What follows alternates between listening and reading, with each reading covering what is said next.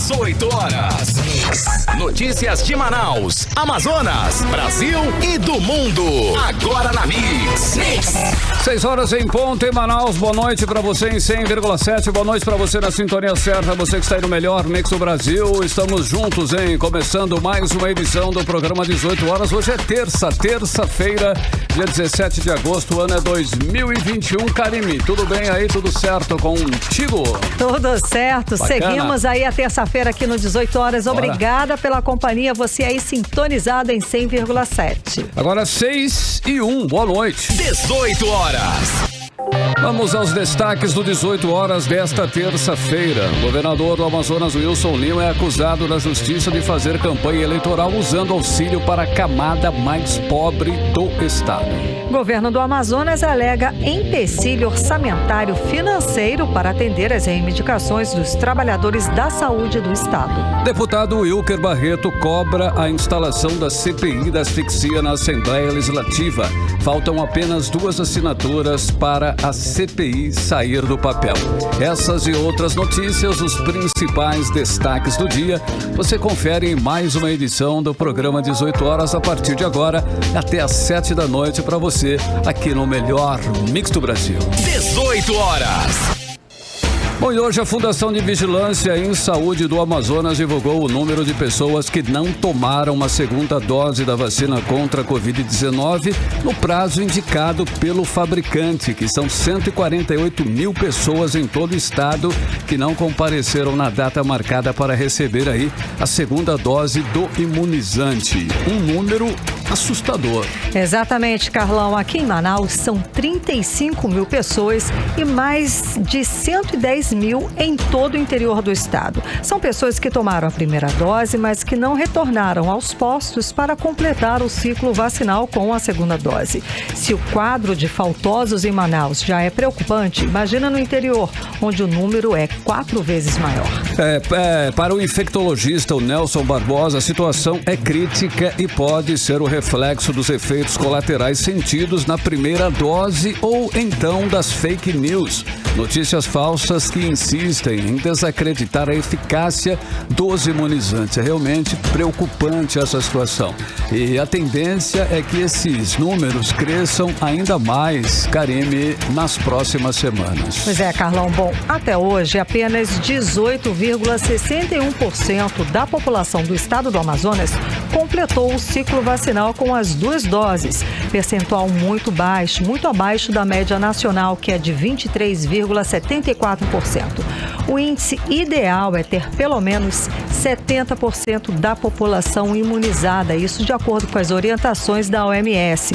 Isso com as 2 doses, é claro, da vacina. Estamos, portanto, bem longe de alcançar esse percentual de 70%. Longe, Karime, é sempre bom lembrar que a vacina contra a Covid-19 só garante a eficácia segura quando completado aí o esquema vacinal, ou seja, quando a pessoa recebe as 2 doses do imunizante. A imunização completa também é a única forma de evitar que novas variantes como a Delta e a Lambda se espalhem pelo país. Mesmo sem casos registrados nas novas cepas no Amazonas, é importante sim manter os cuidados e garantir a imunização. Exatamente. Hoje a Prefeitura retomou a vacinação da primeira dose para o grupo de 12 a 17 anos. Até o meio-dia foram aplicadas 8.500 doses para esse público. A campanha de vacinação segue em Manaus com a aplicação da segunda dose, mas o número desse público está abaixo do esperado.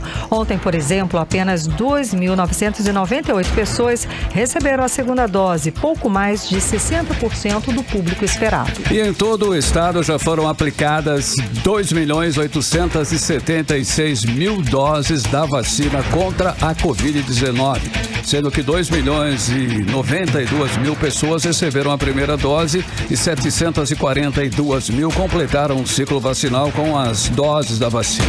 Temos ainda 40.000 pessoas que receberam a dose única da Janssen. A vacinação para o público maior de 12 anos continua amanhã aqui em Manaus, tá? E você pode conferir os postos, os horários, enfim, tudo. Adiantar inclusive o cadastro lá no site imuniza.manaus.am.gov.br. As explicações estão todas lá, explicadinho para você não ter dúvidas. É só acessar, Karime Leão. Exatamente. imuniza.manaus.am.gov.br. Você está ouvindo 18 horas. O governador do Amazonas é acusado na justiça de fazer campanha eleitoral usando auxílio para a camada mais pobre do estado. E segundo a Ação Popular, Wilson Lima está usando o programa social Cartão Auxílio Cidadão para a promoção pessoal visando as eleições de 2022. Os detalhes a gente vai conferir agora na reportagem de Odiné Araújo. No dia 11 de agosto, o Tribunal de Justiça do Amazonas recebeu uma ação popular protocolada pelo deputado estadual Dermilson Chagas, sem partido, que acusa o governador do Amazonas, Wilson Lima, de usar o programa social Cartão Auxílio Cidadão para promoção pessoal de olho nas eleições do ano que vem.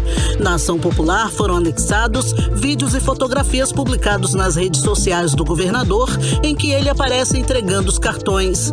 Na avaliação do deputado, a conduta do governador fere o princípio da impessoalidade. É que ao entregar os cartões pessoalmente, o governador atrai publicidade para o ato com a menção de seu nome e sua imagem. O governo está usando da sua pessoalidade para distribuir o cartão.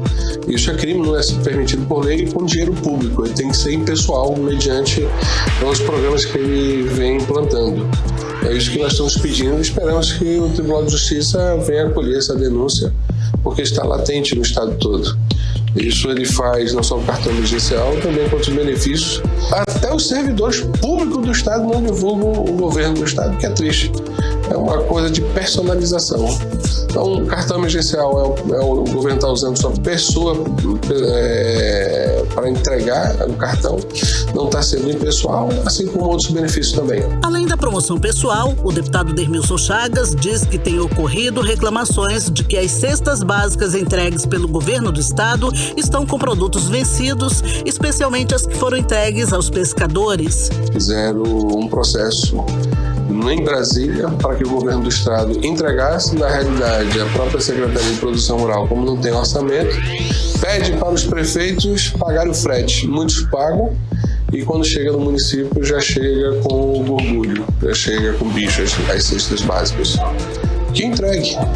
Essas cestas foram aprovadas no ano passado, foi comprado esse ano e já estamos em agosto.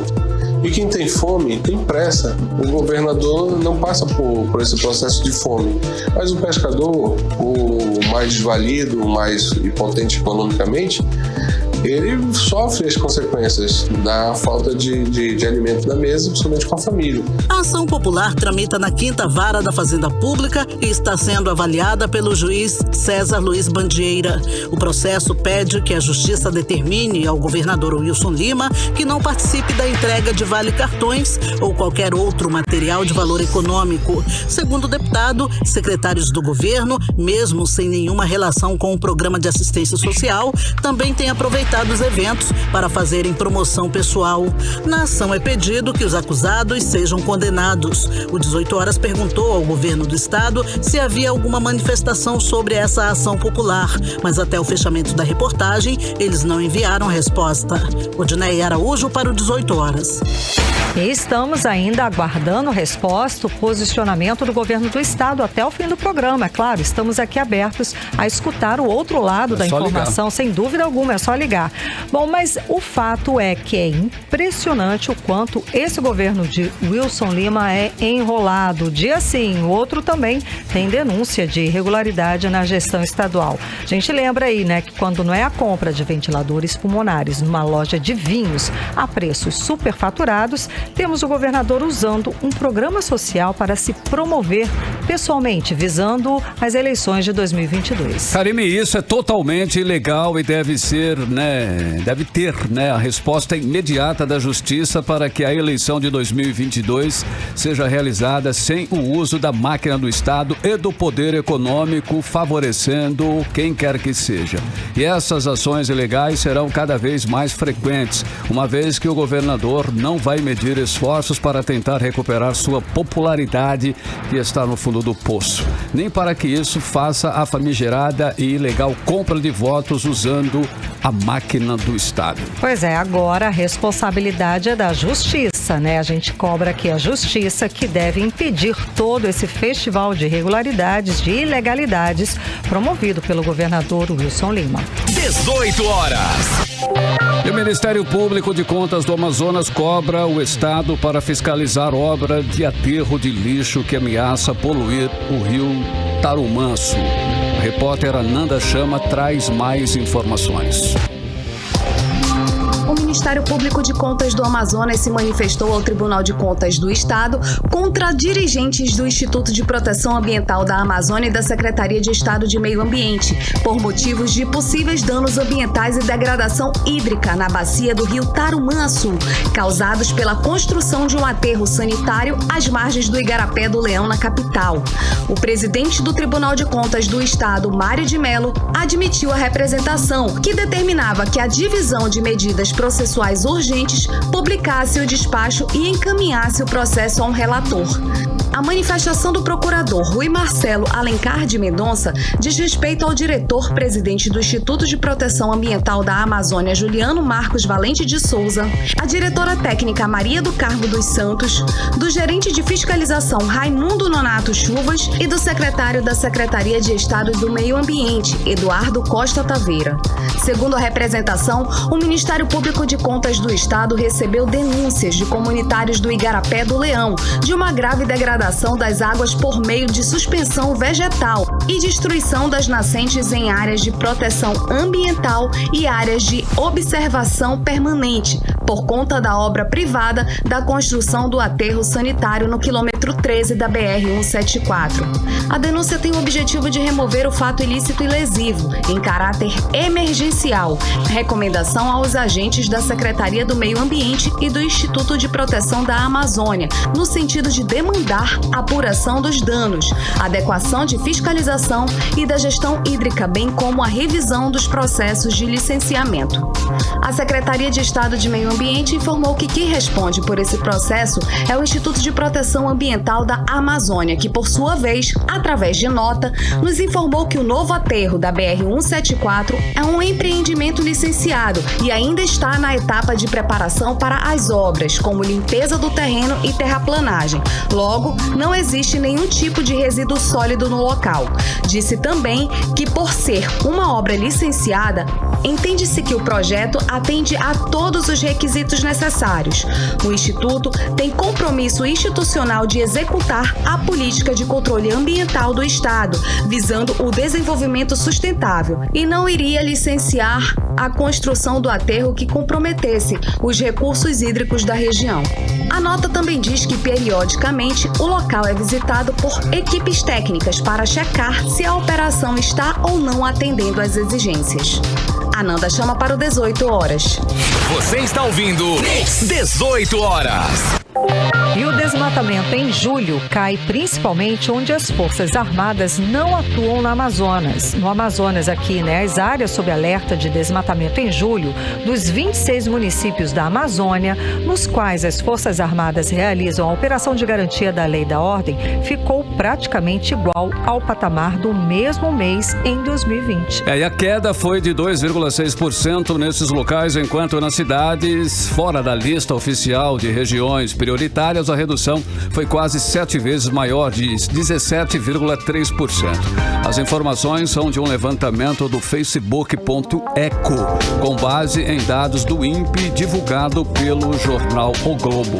E considerando todos os municípios da Amazônia Legal, a queda foi de 9,7%. A operação de garantia da lei e da ordem deste ano é a terceira do governo de Jair Bolsonaro. Segundo o vice-presidente Hamilton Mourão, cerca de 3 mil militares participam da ação, que começou no dia 28 de junho e deve seguir até o fim deste mês, até o dia 31 de agosto, podendo ser prorrogada.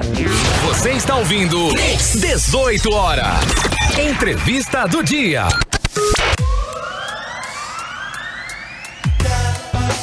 deputado estadual Wilker Barreto usou a tribuna da Assembleia Legislativa do Amazonas nesta terça-feira para cobrar novamente a instalação da CPI da asfixia no Parlamento Estadual. Wilker Barreto, líder da oposição, desafiou a líder do governo na Assembleia, a deputada Joana Dark, a assinar pela abertura da comissão para investigar todos os contratos e gastos feitos pelo governo do Amazonas desde o início da pandemia do novo coronavírus em março de 2020 até o fim da CPI. A reportagem completa você pode acessar e conferir lá no site 18horas.com.br. E ainda de acordo com a reportagem do 18 Horas, a CPI da asfixia já tem 6 assinaturas, das 8 necessárias para a sua instalação. Segundo Wilker Barreto, a assinatura da líder seria uma demonstração de que quem não deve, não teme. E para falar mais sobre o assunto, vamos conversar com o deputado Wilker Barreto. Muito boa noite, deputado. Seja bem-vindo ao programa 18 Horas. Tudo bem? Obrigado, Karine. Obrigado, Carlão. Obrigado pela oportunidade de nós cobrarmos publicamente que o governo, em respeito ao povo do Amazonas, instaure a CPI da asfixia. Exatamente. A Assembleia resiste, né? Há uma resistência de investigar as denúncias contra o governo Wilson Lima. Isso é claro, não é, deputado? Olha, inclusive hoje eu repassei uma matéria de caráter nacional da Band da última quinta-feira, certo? Que retrata aquilo que o Amazonas, infelizmente, custa esquecer. O caos que foi a primeira e a segunda onda. O que mais me assombra é que no recesso parlamentar, o governador deu inúmeras entrevistas defendendo as suas atitudes à frente da pandemia. Ora, se o governo acredita que fez o correto, por que então não instaura a CPI da pandemia? Por que a líder do governo, Joana Dark, que no parlamento representa o executivo, não dá um gesto de isenção e assina a CPI, ficando apenas a uma assinatura da sua instauração? O que não pode é os parlamentares do governo achar que aquela tragédia da primeira e segunda onda foi uma peça de ficção.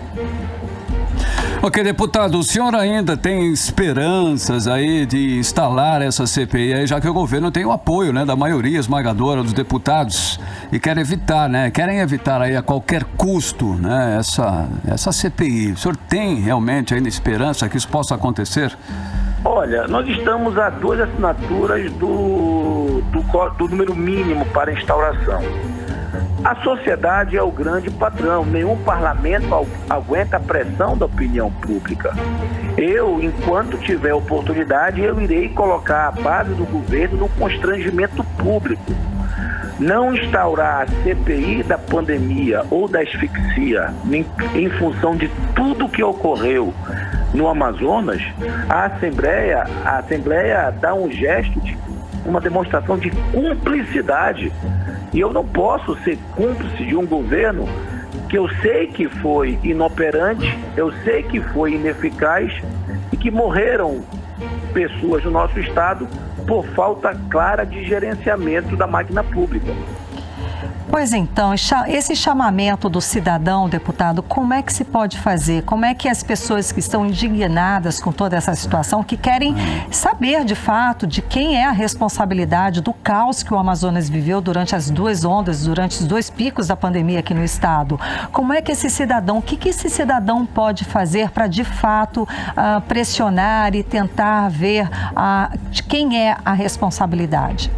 Olha, as redes sociais, Karine, é a grande ferramenta. Inclusive, na semana agora do julgamento, dia 20 de setembro, que o Amazonas deposita toda a esperança no STJ, que é o julgamento que está marcado, está pautado o julgamento do governador Wilson Lima, denunciado por organização criminosa, que possamos, eu estou organizando um buzinaço, certo? Passando na frente da Assembleia, buzine, não precisa parar, mas buzine esse sinal de protesto. Use as redes sociais, se manifeste, porque está muito cômodo para um governo e para uma Assembleia que é aliada de um governo que machucou o povo. Eu, quando eu vejo o governador Wilson Lima tentando passar um ar de normalidade, certo? E é o mesmo governo que nos bastidores sufoca a instauração de uma CPI essa, Karime e Carlão, cobrada publicamente pelo Senado da República naquela ida do colega Fausto Júnior, aonde senadores de oposição e do governo não entendem por que a Assembleia Legislativa não investiga aqui o governo do Amazonas. Ok, deputado Wilker Barreto, para finalizarmos essa entrevista, 2022, o ano que vem é um ano eleitoral. E se essa CPI não passar agora, ano que vem, ela certamente será arquivada. Fica difícil, não é isso? O que o senhor acha do ano que vem com relação a isso? Eu digo o seguinte, se nós não implementarmos a CPI agora, nesse ano, que nós temos CPI no Senado, que o Amazonas não sai da pauta nacional toda vez que se fala ou se faz algum tipo de alusão à Covid, se lembra da tragédia do Amazonas. Se infelizmente não for instaurado esse ano, com certeza em 2022 é que não será. Infelizmente. Deputado, muitíssimo obrigada pela sua participação, conversando com a gente, explicando a importância desta ação aqui no programa 18 Horas. Eu que agradeço, obrigado, e fica o desafio, a liderança do governo, que em respeito ao povo do Amazonas, assine a CPI da asfixia. Muitíssimo obrigada, deputado. Uma ótima noite, bom trabalho. Agora são 6h21. Karime, conversamos com o deputado Wilker Barreto sobre a CPI aí, né? A abertura ou não da CPI da asfixia, faltam apenas 2 assinaturas. Você está ouvindo 18 Horas. E ainda hoje aqui no 18 Horas, apesar do recorde de arrecadação, o governo Wilson Lima alega empecilho orçamentário financeiro para atender as reivindicações dos trabalhadores da saúde do estado do Amazonas. É o nosso assunto em instantes, logo depois da playlist. 18 Horas. E agora nós vamos saber a previsão do tempo e a temperatura para esta noite e também madrugada de quarta-feira. Tempo e temperatura com Karime Leão. Previsão do tempo. A previsão é de pancadas de chuva durante a noite e a madrugada, segundo informações do Climatempo. A mínima prevista é de 22 graus, a máxima pode chegar a 33 graus. As chances de chuva são de 90% e a umidade relativa do ar fica entre 39% e 85%. 6h27. 18 Horas.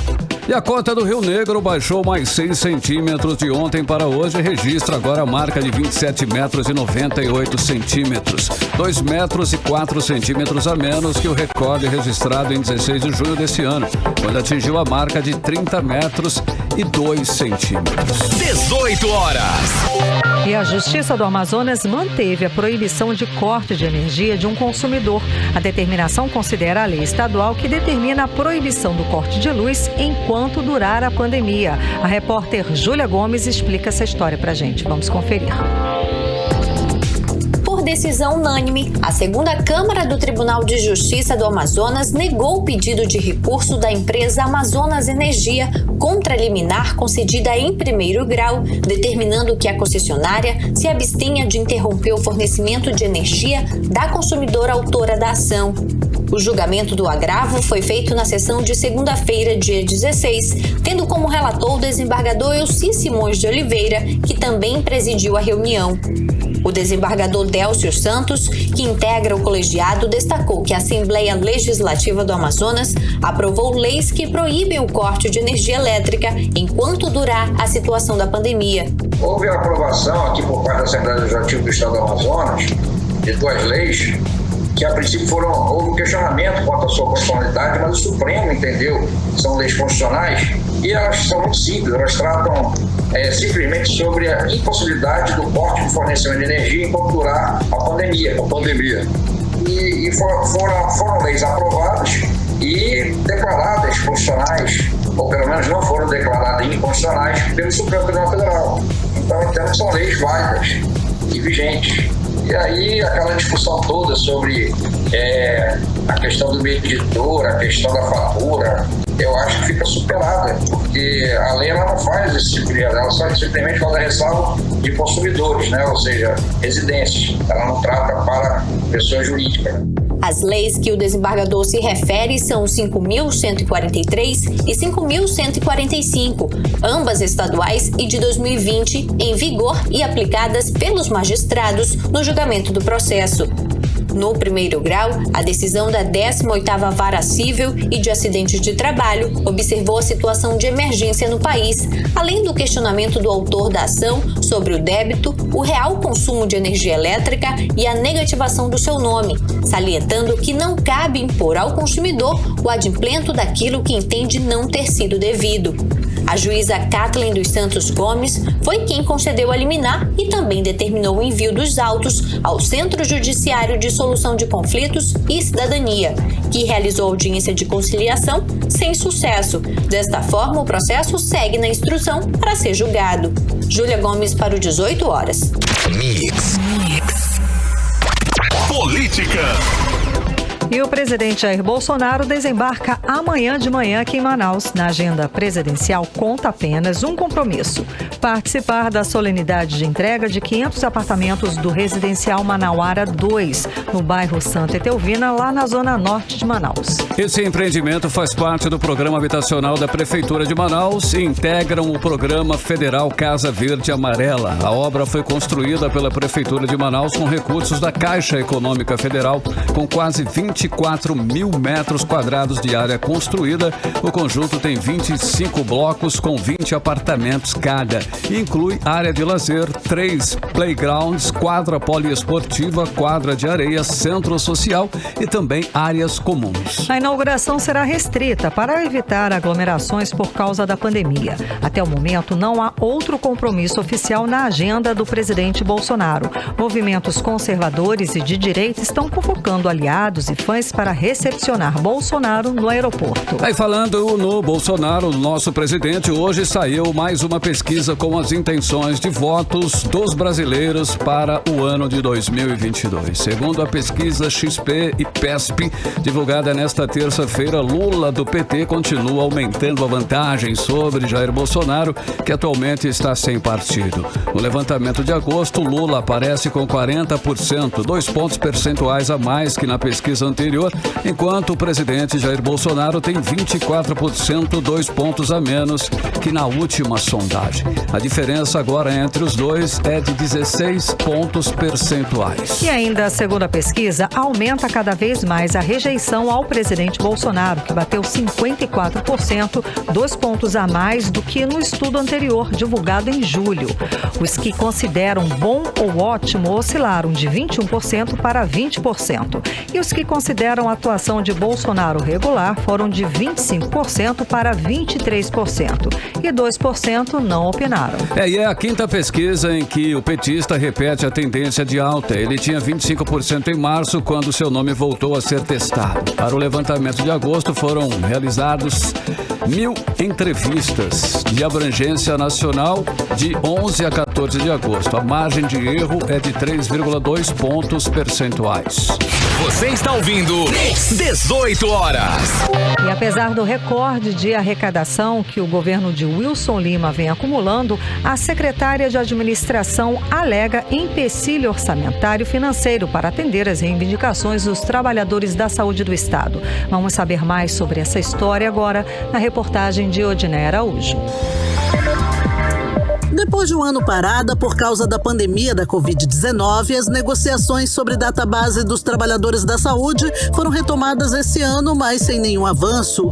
Na reabertura das negociações da mesa no início do ano, foi concedido abono no valor de um vencimento básico aos servidores da saúde. Ontem, mais uma vez, os sindicatos que representam os trabalhadores da saúde se reuniram com o governo do estado em mais uma tentativa de negociar a recomposição salarial referente à database base, que já acumula perdas de 24%, mas a negociação novamente não avançou. O governo do Amazonas propôs que as datas bases em aberto fossem inseridas na Lei Orçamentária Anual de 2022, que vai à votação na Assembleia Legislativa do Amazonas neste segundo semestre. A secretária de Administração do Estado, Tatiane Toledo, justificou que não há óbice jurídico, ou seja, empecilho. Existem sim óbices da Lei de Responsabilidade Fiscal e de cunho orçamentário financeiro. E isso apesar de o governo Wilson Lima vir batendo todos os recordes de arrecadação da história do Amazonas. É o que relata a presidente do Sindsaúde, Cleidinir Francisca do Socorro. Eles agora alegam a Lei da Responsabilidade Fiscal, né? Dizendo que essa lei impede o pagamento e hoje já totaliza 24% das perdas salariais dos trabalhadores da saúde. O Estado deve aos servidores públicos na área da saúde 24%. Odneia. Fora as progressões e promoções aprovadas em 2009, que está atrasada desde 2012. E a gente está lutando de todas as formas, está agindo de todas as formas, inclusive para não fazer uma paralisação, e eles não estão nos ouvindo. Só para lembrar, somente no primeiro semestre desse ano, o governo do estado arrecadou 1 bilhão e 700 milhões de reais a mais que no primeiro semestre do ano passado. Segundo o portal da Transparência, o valor é 18,4% maior que o consolidado nos 6 primeiros meses de 2020. A arrecadação recorde dificulta o discurso de que o governo não tem dinheiro para resolver problemas da saúde, na avaliação da sindicalista Cleidinir Francisca. Por esse motivo, os sindicatos não aceitaram a proposta de escalonamento das perdas para votação na lei orçamentária do ano que vem. Para os trabalhadores, escalonamento nas perdas salariais só se ao menos 9% for pago ainda esse ano. Pelo que eu entendi, aqui na mesa não resolve mais. Já é uma questão política e nós vamos trabalhar para que nós possamos chegar ao governo do estado e mostrar a realidade e a situação que ele já sabe, que nós já encaminhamos para ele. Os trabalhadores, eles precisam comer, eles precisam vestir, eles precisam calçar, e muitos pagam aluguel. Depois da pandemia, eles aumentaram comprando material que muitas vezes, a maioria das vezes, o governo não dá. Muitos colegas já se foram, né? E o governo não vê isso, o governo não olha para esse lado. A última reposição salarial aos trabalhadores da saúde ocorreu em 2019, quando o governador Wilson Lima autorizou a concessão de 5% referente à data base daquele ano, junto com o reajuste do ticket alimentação de R$ 430 para R$ 500 em janeiro de 2020. Além do atraso no pagamento da data base, os trabalhadores da saúde estão com o salário congelado e trabalham nessa pandemia sem direito a férias e com sobrecarga de atividades. O 18 Horas questionou o governo do estado que empecilho orçamentário financeiro é esse que impede a negociação da database dos trabalhadores da saúde, se o Amazonas tem registrado recorde em arrecadação, mas até o fechamento da reportagem eles não enviaram resposta. Odneia Araújo para o 18 Horas. Completando a reportagem de Odneia Araújo, até esse momento, 6 horas e 38 minutos, o governo do estado também não respondeu ao questionamento que impedimento orçamentário é esse que impede o governo do estado, a quitar, a atender essas reivindicações dos trabalhadores, dos profissionais da saúde do estado do Amazonas. Agora, o impressionante mesmo é a gente perceber que essa gestão de Wilson Lima nunca tem dinheiro para melhorar os salários dos servidores da saúde e educação, dos funcionários públicos como um todo. Mas sobra dinheiro para propaganda e para projetos que não melhoram a vida de ninguém aqui no estado. Dinheiro tem sim, a gente sabe dos números, está lá no portal Transparência do Estado. Bom, o que falta é um governador que priorize os servidores, a saúde e a educação. Carime, o governador Wilson Lima, nesses quase 3 anos à frente do governo do estado, já deu provas suficientes de que joga contra o funcionalismo, Vale lembrar que uma das primeiras medidas quando assumiu a gestão foi congelar os salários e promoções de todos os servidores no que ficou conhecido como pacote de maldades de Wilson Lima. E isso foi contra o funcionalismo público. 18 horas.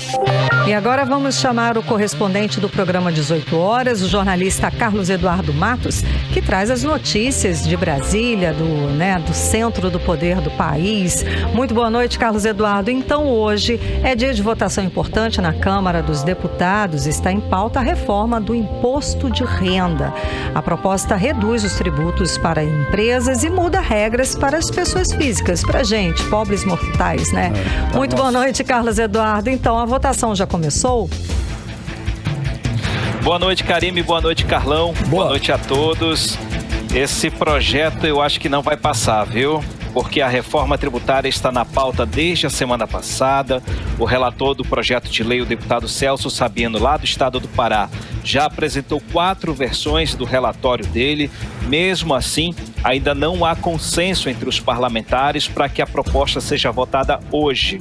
Agora à tarde, o presidente da Câmara, o deputado Arthur Lira, se reuniu com as lideranças dos partidos e viu que ainda não há consenso, o que pode empurrar de novo essa reforma tributária mais para frente. Respondendo a sua pergunta, acabei de acessar o sistema da Câmara dos Deputados, está rolando outra votação de requerimentos, mas até agora o presidente Arthur Lira ainda não iniciou a votação sobre a reforma tributária.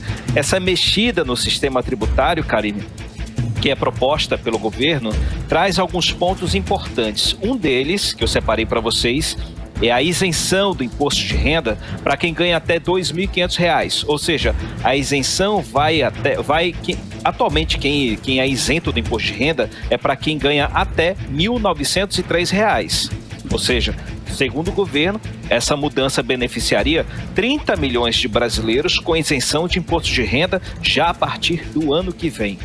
Também, a partir do ano de 2022, ocorreria a redução de até 1,5 percentual na cobrança do CSLL, a Contribuição Social sobre Lucro Líquido, para as empresas. Essa mudança, com essa mudança, as alíquotas do CSLL passariam de 9%, 15% e 20%, como é atualmente, para 7,5%, 13,5% e 18,5%. Ou seja, essa redução de 1,5 percentual sobre cada parcela do CLL, que é um dos impostos mais importantes para quem tem empresa atualmente. Entre outras mudanças importantes na área imobiliária, inclusive na área de bolsa de valores, também haveria mexidas com essa reforma tributária. A ideia do governo é promover justiça social, segundo o ministro Paulo Guedes, cobrar mais de quem ganha mais e cobrar menos de quem ganha menos. Mas o grande impasse dentro da Câmara dos Deputados nesse momento envolve a redução da carga tributária para as empresas, que, segundo os deputados, está sendo menor que o prometido pelo governo.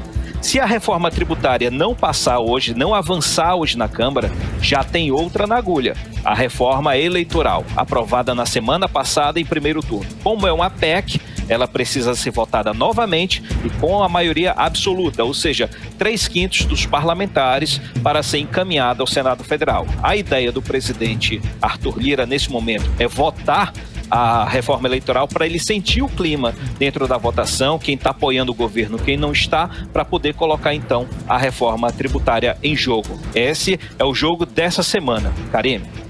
E essa semana a gente estamos ainda seguindo com a CPI da Covid lá no Senado Federal e teve hoje depoimento importante, né? Um depoimento que até teve uma certa polêmica, não é, Carlos Eduardo? Exatamente, Karime. Hoje na CPI quem prestou depoimento foi o servidor público Alexandre Figueiredo. Ele é concursado do Tribunal de Contas da União. Ele é alvo da CPI porque ele fez um levantamento para tentar provar que os estados estariam superdimensionando a pandemia para receberem mais recursos do governo federal. Segundo ele, muitas pessoas morreram por outras causas, mas foram registradas pelo estado como Covid-19. No depoimento de hoje, ele disse que fez um levantamento a partir de dados da internet. Quando concluiu esse relatório, ele apresentou para a chefia dele, que imediatamente rechaçou, ou seja, reprovou as informações. E a ideia era engavetar isso daí. Mesmo assim, o servidor enviou por WhatsApp para o pai dele, que é um coronel da reserva e amigo do presidente Jair Bolsonaro. Curiosamente, esse documento chegou às mãos do presidente, que falou publicamente desse levantamento como um documento oficial do Tribunal de Contas da União. E o resultado é que hoje ele teve que desmentir, né? E inclusive pediu desculpas a respeito disso. Vamos ouvir as explicações do Alexandre hoje na CPI. No domingo, depois de trabalhar no arquivo Word, encaminhei-o ao meu pai via WhatsApp. Assim que ele viu essa compilação de informações, perguntou-me qual era a fonte, e eu respondi que era eu, pois eu tinha compilado essas informações da internet. E logo em seguida mudamos de assunto, fomos conversar sobre outras coisas. Em nenhum momento passou pela minha cabeça que ele compartilharia o arquivo com quem quer que fosse. Tá aí, a gente acompanhou agora o depoimento, né, a fala do auditor do Tribunal de Contas da União, Alexandre Marques, que confirmou que o documento mostrado pelo presidente Jair Bolsonaro foi adulterado durante o depoimento. Carlos Eduardo. Karime, o Alexandre tentou manter os pés em duas canoas. Tentou se proteger e proteger o presidente Jair Bolsonaro. Só que para isso, né, ele jogou o pai dele na fogueira. Foi quando o senador Fábio Contarato, do estado do Espírito Santo, chamou Alexandre de covarde por tentar atribuir a culpa ao pai dele. Vamos ouvir a fala do senador. Eu confesso que o senhor Alexandre, com todo respeito à palavra que eu for utilizar, mas o senhor foi um covarde. O senhor foi covarde quando o senhor está transferindo a responsabilidade que é do senhor por seu pai. Porque os dados que foram ali coletados de forma irresponsável pelo senhor, aliás, o senhor veio isso, baixou uma entidade no senhor, o senhor falou assim, eu vou apurar essas mortes que não foram bem, né, desse sentido. Ninguém te demandou isso, e o senhor faz isso, quantifica, coloca numa tabela e manda para um pai. Qual a idade do senhor? O senhor não tem 15 anos, 18 anos, 16 anos, não. O senhor é funcionário público do TCU, uma instituição tão nobre para fortalecimento da democracia. Aí agora, então, a gente acompanhou a fala do senador Fabiano Contarato, que ele dizendo exatamente... Contrato, né? Ele chamou... Contarado. Ele deu um pito, Contarato. né? Perdão. Senador Fabiano Contarato, isso. Ele chamou o servidor de covarde. Ele deu Foi um pito. Péssimo, não é? Exatamente. Carlos Eduardo. O depoimento dele... Karime, o depoimento desse rapaz, do Alexandre, além de mostrar que a atitude dele foi juvenil, foi infantil, no sentido de tentar agradar o pai, e acabou colocando o pai dele na fogueira, no depoimento de hoje, mostra que esse depoimento foi muito constrangedor para ele. Né? Ele como pessoa, ele como servidor, tanto que ele foi afastado de suas funções e está respondendo a inquérito administrativo. Ele pode ser suspenso ou até demitido do cargo de servidor do Tribunal de Contas da União.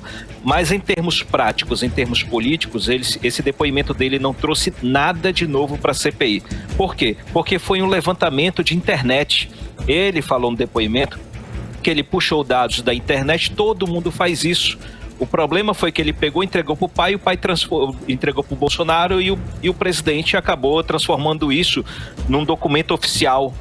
Nesse processo entre o pai do rapaz e o presidente, alguém foi lá e fez as adulterações, as manipulações necessárias para que o presidente dissesse que era um documento oficial, e isso está sendo investigado pela CPI. Agora, em termos práticos políticos, todo mundo sabia disso, o presidente da CPI, o vice-presidente, o relator, todos sabiam disso. O objetivo é manter a narrativa contra o governo federal. Isso é que é importante a gente ressaltar. Mais uma vez, nós aqui do Amazonas, a gente precisando de espaço para que o Amazonas continue sendo investigado, a narrativa contra o governo federal continua sendo mantida e com um depoimento considerado ineficaz nesse processo da investigação como um todo da CPI. Realmente. Exato. Volto com você, Karime e Carlão. Okay. Muitíssimo obrigada. Boa noite, Carlos Eduardo. Abraço a todos. Até amanhã. Tchau, tchau. Tchau, tchau. 6h48 em Manaus. Boa noite. 18 horas. Em instantes, aqui no 18 horas, Secretaria da Fazenda do Estado contrata instituições especializadas para elaborar tabela de cálculo do IPVA 2022 no Amazonas. É daqui a pouco, hein? Você confere logo mais depois da playlist do 18 horas. 18 horas. E agora nós vamos conferir a previsão do tempo e temperatura com Karime Leão. Previsão do tempo. Para amanhã, a previsão, segundo informações do Climatempo, é de sol e aumento de nuvens de manhã, com pancadas de chuva à tarde e à noite. A mínima prevista é de 24 graus, a máxima pode chegar a 34 graus. As chances de chuva são de 90% e a umidade relativa do ar fica entre 34% e 71%. Hora 6h54, boa noite. 18 horas. Você está ouvindo 18 horas. Economia. Bom, e vamos aos indicadores econômicos. O dólar fechou em baixa de menos 0,20%, cotado agora R$ 5,27. O euro fechou o dia em baixa de menos 0,72 cotado a R$ 6,17. E o Bitcoin fechou em baixa de menos 3,22, cotado a R$ 238.146. E o Ibovespa, o principal índice da Bolsa de Valores brasileira, operou em queda nesta terça-feira, passando a acumular perdas no ano. Chegou a recuar 2,01% aos 116.780 pontos. Já o monitor do PIB, o Produto Interno Brasileiro, da Fundação Getúlio Vargas, apontou que a economia brasileira teve retração de 0,3% no segundo trimestre, na comparação com os 3 primeiros meses do ano. A Secretaria de Estado da Fazenda firmou contrato com a instituição especializada no monitoramento do preço de veículos, a FIPE, para elaborar tabela de cálculo do IPVA 2022 aqui no estado do Amazonas. A consultoria da Fundação Instituto de Pesquisas Econômicas é feita desde 2013 no estado. Neste ano, usando como base de cálculo da FIPE, houve redução de 3,37% no valor do IPVA. Vamos conferir mais detalhes sobre o assunto agora na reportagem de Júlia Gomes. O governo do Amazonas, por meio da Secretaria de Fazenda, contratou a FIPE, Fundação Instituto de Pesquisas Econômicas, para elaboração do cálculo de cobrança do IPVA, o Imposto sobre a Propriedade de Veículos Automotores de 2022. A FIPE, instituição especializada no monitoramento do preço de veículos, promove uma ampla pesquisa no mercado sobre o valor dos carros usados para estabelecer a base de cálculo que será utilizada para a aferição do tributo. A contratação da Fundação Instituto de Pesquisas Econômicas ocorre desde o ano de 2013 no Amazonas. A instituição é contratada por todos os estados brasileiros para saber os valores dos carros. Segundo a Cefaz, a exemplo deste ano, o IPVA ficou, em média, 3,37% mais barato para carros usados. O cálculo teve como base os valores da tabela FIPE, como explica Anne Saraiva, chefe do Departamento de Arrecadação da Secretaria de Fazenda. De acordo com o levantamento da FIPE, a depreciação no valor dos veículos usados no estado do Amazonas para 2021 ficou em cerca de 3,37%. Essa depreciação média no exercício de 2022, a Secretaria de Fazenda só vai ter esses valores em outubro ou novembro deste ano e serão divulgados oportunamente. Em 2021, com frota tributável de mais de 650 mil veículos, a expectativa de arrecadação era de 368 milhões de reais com o imposto no Amazonas. As alíquotas do IPVA são de 3% para veículos de passeio, comercial leve e veículos de esporte ou corrida com capacidade superior a 1.000 cilindradas e de 2% para veículos de carga, de transporte coletivo e demais veículos, incluindo de passeio e comerciais leves com capacidade de até 1.000 cilindradas. Júlia Gomes para o 18 horas. E Manaus foi a 7ª cidade do Brasil que mais fez transações por meio do Pix no primeiro semestre de 2021, com 38,2 milhões de lançamentos. Entre novembro de 2020 e junho deste ano, o Banco Central registrou 2,4 bilhões desses pagamentos instantâneos, dos quais o Amazonas colaborou com quase 47 milhões. Os dados foram obtidos pela agência Fiquem Sabendo por meio da Lei de Acesso à Informação. 18 horas. Muito bem, agora são 6 horas e 58 minutos e nós vamos atualizar os números da Covid-19 aqui no estado do Amazonas e no Brasil com Karime Leão. De acordo com os dados da Fundação de Vigilância em Saúde, traz o diagnóstico de 269 novos casos de Covid, totalizando para 421.999 o total de casos da doença no estado do Amazonas. Ainda segundo o boletim, foram confirmadas 9 mortes, elevando para 13.639 o total de mortes por Covid-19 no estado do Amazonas. E no Brasil, de acordo com informações do Ministério da Saúde, o país totaliza hoje 20.400.000 pessoas com diagnóstico positivo para a Covid-19 e soma também 569.000 mortes. O país também soma pelo menos 19 milhões de pessoas recuperadas da doença. Agora, 6 horas e 59 minutos, seguimos direto para o Editorial 18 Horas. Editorial 18 Horas. Na ânsia de tentar melhorar a imagem do governador Wilson Lima, a comunicação do governo acaba cometendo desvios de informação. Primeiro, anunciou a recuperação da estrada para Itacoatiara, sem destacar que a maior parte do dinheiro é do governo federal, de uma demanda do senador Omar Aziz. Disse que a estrada há anos não é recuperada. Esqueceu das obras dos governos anteriores e que o atual gestão fez recentemente um contrato milionário de tapa-buraco. Não para por aí. Hoje, o governador comemorou o aumento no número de firmas na junta comercial como se fosse apenas consequência da desburocratização. Só que não. Todo mundo sabe que muita gente está sendo obrigada a abrir firmas tentando uma saída contra o alto índice de desemprego. Com essas e outras, o governo mostra que está disposto a ir às raias das fake news para tentar melhorar a própria imagem e priorizou a eleição de 2022 em prejuízo da administração do Estado. 18 horas. 7 em ponto, Karime. Finalizamos mais uma edição do 18 Horas. Boa noite. Boa noite, gente. Obrigada pela companhia. Um beijo. Até amanhã. Continue bem, continue em 100,7. Boa noite. Até amanhã. Você ouviu 18 Horas. As notícias do Brasil e do mundo. De volta amanhã.